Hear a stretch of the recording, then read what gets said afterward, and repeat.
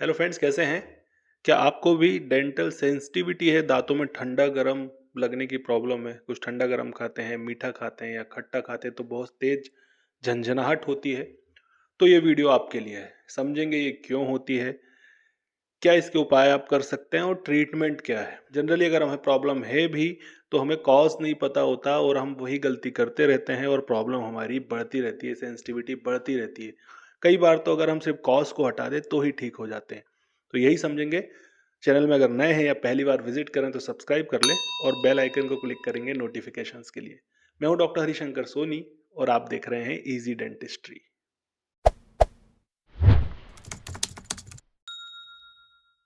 चलिए समझते हैं। तो दांतों में कुछ भी खट्टा मीठा खा रहे हैं या गर्म या ठंडा पानी या कोई ठंडी चीज़ खा रहे हैं और बहुत तेज झंझनाहट हो रही है तो उसको हम डेंटल सेंसिटिविटी कहते हैं। सीधे कॉज में आते हैं कि ये क्यों होती है। देखिए, जब हमारे दांतों की ऊपरी लेयर जो प्रोटेक्टिव लेयर है, जिसको हम इनेमल बोलते हैं, ये किसी कारण से अगर खराब होने लग जाए, घिसने लग जाए, तो हमारी जो सेकंड लेयर है, जो कि सॉफ्ट होती है, जिसको हम डेंटिन बोलते हैं, वो एक्सपोज हो जाती है। ऊपर की लेयर घिस गई तो अंदर की लेयर जो है वो बाहर दिखने लग जाती है। और जो डेंटिन है वो सेंसिटिव होता है हमारे जो थर्मल कंडक्टिविटी को लेकर, कोल्ड जो है उसको लेकर। मीठा है, खट्टा है, ये उसको ग्रहण करता है, ऐसा आप समझ सकते हैं, और नर्व्स तक उनको पहुंचाता है। जो हमारे दांतों की नर्व है जो सेंसेशन को फील करती हैं, इसके कारण हमें ठंडा गर्म लगता है, सेंसिटिविटी होती है। अगर ये डेंटिन कवर है, ऊपर की हमारी जो वाइट लेयर है वो नहीं घिसी है, तो सेंसिटिविटी नहीं होगी, अंदर ही नहीं जाएगी जो सेंसेशन है। तो दांतों की लेयर कब कब घिस सकती है? सबसे ज़्यादा ये होता है हार्ड ब्रशिंग से। अगर बहुत तेज़ी से ब्रशिंग करने की आदत है कई सालों से, तो ऊपर की लेयर आपकी ज़रूर घिस गई होगी।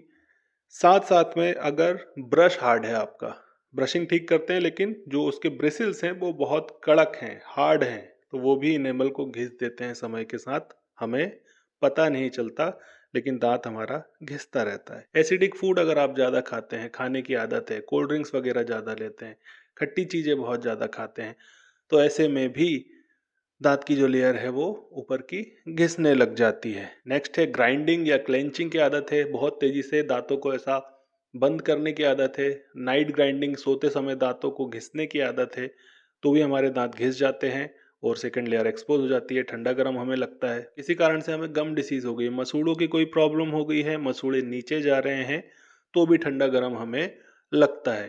साथ साथ में अगर कोई दांत हमारा खराब है, डीके है, सड़न उसमें लग रही है, तो भी सेंसिटिविटी आप फील करेंगे। अब समझते हैं सिंपली इससे कैसे आप बच सकते हैं, इसको कम करने की कोशिश कर सकते हैं। देखिए, सबसे पहले अगर हार्ड ब्रशिंग आप कर रहे हैं तो उसको बंद कर दीजिए। सॉफ्ट ब्रश करना स्टार्ट करिए, धीरे धीरे ब्रशिंग करना स्टार्ट करिए। तो अभी तक जो आपका इनेमल डैमेज हुआ है ठीक है, इसके आगे डैमेज नहीं होगा। नेक्स्ट है एसिडिक फूड आपको कम खाने हैं, कोल्ड ड्रिंक्स वगैरह आपको कम लेनी है, चाय कॉफ़ी थोड़ा कम आपको पीना है। इसके बाद डिसेंसिटाइजिंग टूथपेस्ट आते हैं, वो आप चाहें तो इस्तेमाल कर सकते हैं, उनको यूज़ करके आप देख सकते हैं। ये जो है हमारे जो डेंटिन है उनको ब्लॉक करते हैं और सेंसेशन को अंदर नहीं पहुंचने देते। तो इससे भी अगर स्टार्टिंग स्टेज है तो आपको मदद मिल सकती है सेंसिटिविटी में। फ्लोराइड माउथ वॉश का यूज़ आप कर सकते हैं।